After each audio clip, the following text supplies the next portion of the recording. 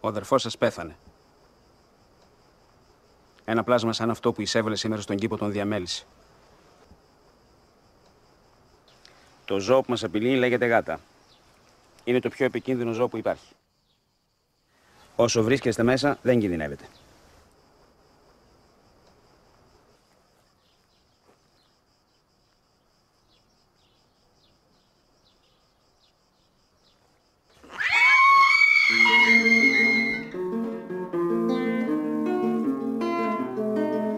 Ένα παιδί είναι έτοιμο να φύγει από το σπίτι του όταν πέσει ο δεξιός κοινόδοντας.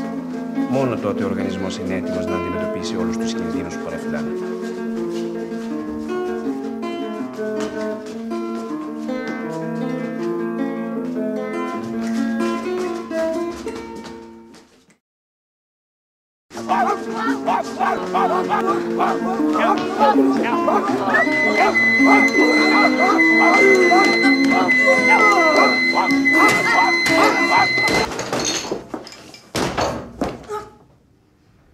Εύχομαι όταν κάνεις παιδιά να πάρουν τα λάθος ερεθίσματα και να δημιουργήσουν το λάθος χαρακτήρα.